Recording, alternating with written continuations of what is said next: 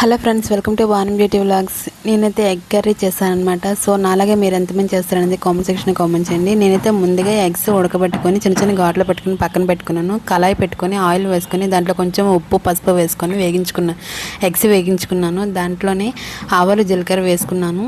అది బాగా వేగినాక కొంచెం కరివేపాకు వేసుకున్న తర్వాత ఆనియన్ పచ్చిమిర్చి వేసుకున్నాను. అది కూడా బాగా వేగిన తర్వాత కొంచెం అల్లం వెల్లుల్లి పేస్ట్ వేసుకున్నాను. పచ్చివాసన పోయేంత వరకు వేగించుకున్న తర్వాత దాంట్లో టమాటా ముక్కలు వేసుకొని కొంచెం ఉప్పు వేసుకొని మూత పెట్టుకొని ఒక 2 minutes తర్వాత తీయాలి. అది బాగా మగ్గిన తర్వాత దాంట్లో ఉప్పు, కారం, పసుపు, గరం మసాలా, ధనియా పౌడర్ వేసుకొని అది కూడా బాగా ఒక 1 minute వరకు మగ్గించుకోవాలి. తర్వాత దాంట్లో ఒక గ్లాసుడు వాటర్ వేసుకొని తర్వాత ఆ వాటర్ కూడా దగ్గరికి రావాలన్నమాట. దగ్గరికి వచ్చిన తర్వాత దాంట్లో మనం ఫ్రై చేసుకుని ఎగ్స్ వేసుకోవాలన్నమాట. ఎగ్స్ వేసుకొని ఒక 2 minutes ఉంచిన తర్వాత గ్రేవీ అవుతుందన్నమాట. సో అదేనండి ఎగ్ గ్రేవీ కర్రీ. సో నేనైతే ఇలా చేసుకున్నా. మీరు ఎలా చేస్తారనేది నా కామెంట్ సెక్షన్లో కామెంట్ చేయండి.